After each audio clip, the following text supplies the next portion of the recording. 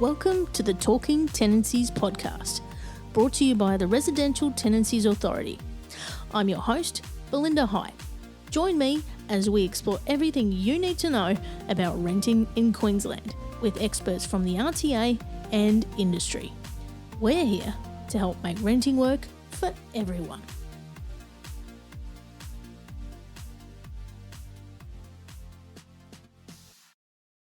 In this episode, we are talking about renting with others, including share housing, subletting, rooming accommodation, and boarding. Today, we're joined by the RTA's Susan Cridland. Welcome, Susan. Thank you for having me. Now, can you tell us about your role at the RTA and what you do? Yeah, certainly. So my role is acting manager in our customer contact centre. I'm responsible for a number of operations, but mostly helping to look after our teams who help our customers. Wonderful. So, Susan, let's start with share housing. What is a share house? A share house arrangement is a general tenancy agreement between a property manager or owner and two or more tenants. These arrangements are commonly used for properties such as houses, units, apartments, and townhouses. In a share house arrangement, the property manager or owner is still responsible for managing all aspects of the tenancy, and tenants are referred to as co-tenants and can either be jointly or individually liable for rent and the bond. All parties are covered under the Residential Tenancies and Rooming Accommodation Act of 2008, which we'll refer to as the Act from here on. Right. Now, I don't know about you, Susan, but I tend to think of people renting for the first time or students living in share houses. Is that a fair assumption? Yeah, for young people leaving home, including students, share housing is definitely still a popular option. But the 2021 census data also showed that more young people were living at home for longer. And we've also seen media reports that more people in their 40s, 50s and 60s are now choosing share housing, both due to the cost of living and to connect with others. So share housing is actually a rental option that's pursued by people of all ages. Yeah, so it's a little bit different than I thought. So how would I go about finding a share house? I guess you've got two main options. If you have a group of people that you already know that you want to live with, then you can look at rental properties together and try to find one that you're all happy with. The RTA has information to help when choosing a rental property.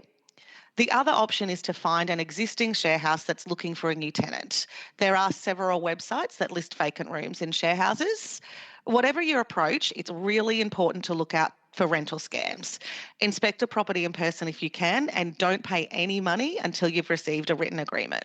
That's a good reminder. Now, with that first option, I guess everyone would be on the same tenancy agreement because they're moving in at the same time. How do things work when someone moves into an existing share house? That's a great question. So if it's a general tenancy agreement with a fixed term, there are a couple of scenarios that can occur. So firstly, an existing tenant may want to move out before the end date, maybe halfway through the agreement, and the other tenants will want to look to replace them. Secondly, when the end date of a tenancy is approaching, some tenants may want to stay and renew the agreement, while other tenants may want to move out. The tenants that stay may want to find new tenants to replace those that leave. In either situation, the tenants need to request permission from the property manager or owner to change tenants. Once a change is approved, the tenants can complete a change of bond contributors. We call that a Form 6, with the new tenant's details and send it to the RTA. The new tenant should pay their share of their bond to the other tenants or to the tenant who is leaving. The process is a little bit different if a subletting arrangement is in place. Right. Now, I've heard about subletting arrangements. Can you tell us more about those and how they differ from that share house agreement? Of course. So a sublet arrangement is a general tenancy agreement between what's referred to as a head tenant and then what's referred to as a subtenant. So this occurs when a tenant in an existing tenancy agreement has permission from the property manager or owner to rent part or all of the property to other tenants. Everyone involved in a sublet agreement usually is covered by the Act. The head tenant assumes the same responsibilities as a property manager or owner.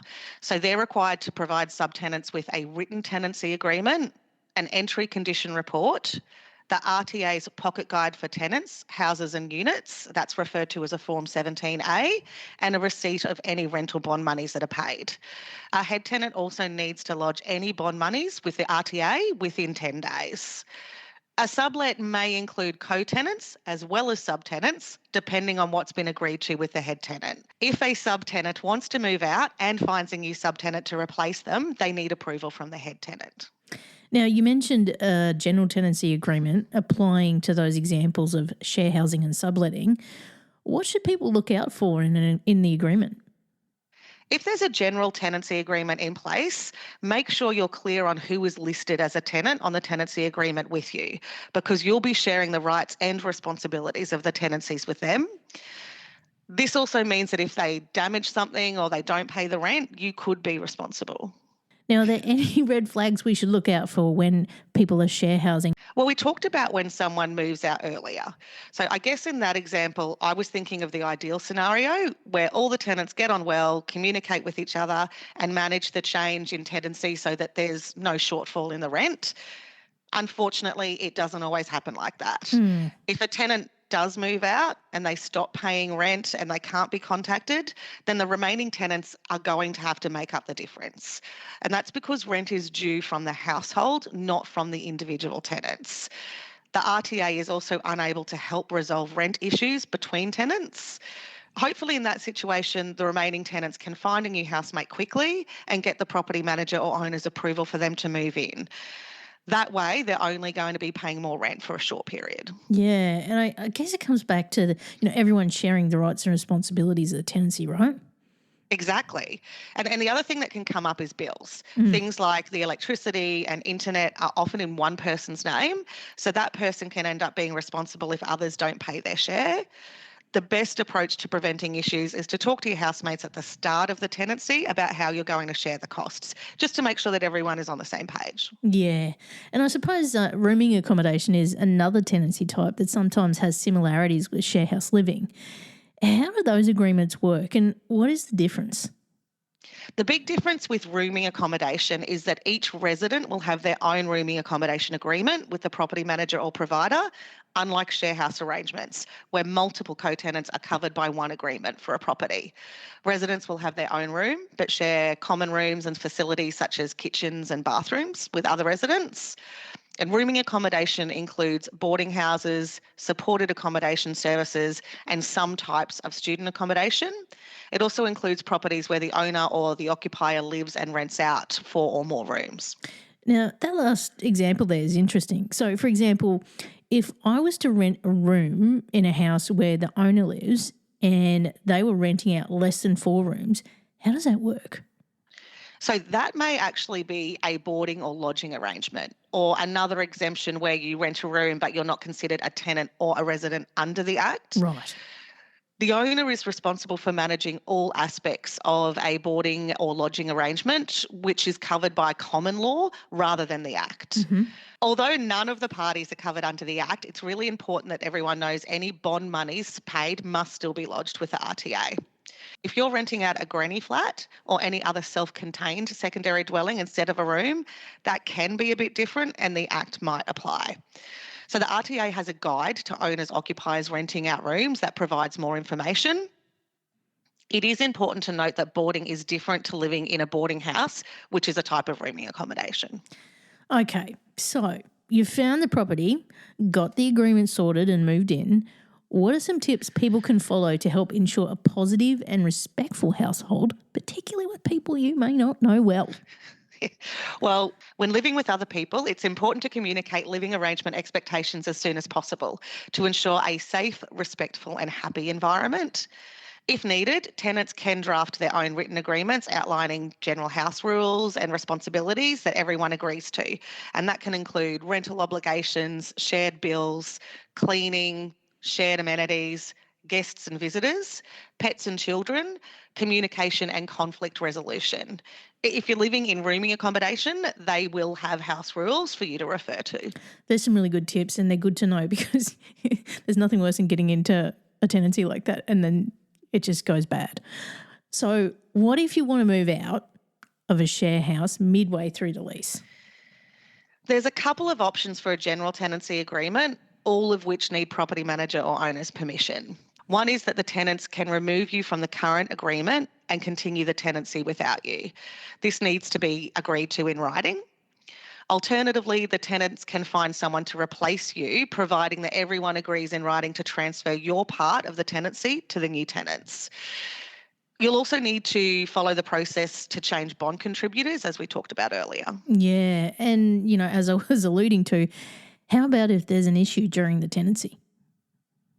Tenancy issues typically occur when there's been a misunderstanding between parties due to miscommunication or when someone has not met the terms of their agreement. The RTA encourages people to try and self-resolve issues in the first instance, and we have a range of tips and resources on our website to help you prepare for any first difficult conversations. Unfortunately, the RTA cannot help with disputes between tenants and residents. However, if a tenant and a property manager or owner have an issue that they can't resolve, our free dispute resolution service may be able to help. That's some very helpful information that we've run through today. Now, where can listeners go to find out more? So listeners can contact us on 1300 366 311 for support, or visit our website, which includes some great resources on your rental rights and responsibilities. And don't forget to also follow us on our Instagram channel at RTA Queensland. Well, thanks so much for joining us, Susan, and helping us understand what we need to know when it comes to renting with others. You're welcome. Thanks for having me. Thank you for listening to the Talking Tenancies podcast. For more information about the Residential Tenancies Authority, visit rta.qld.gov.au.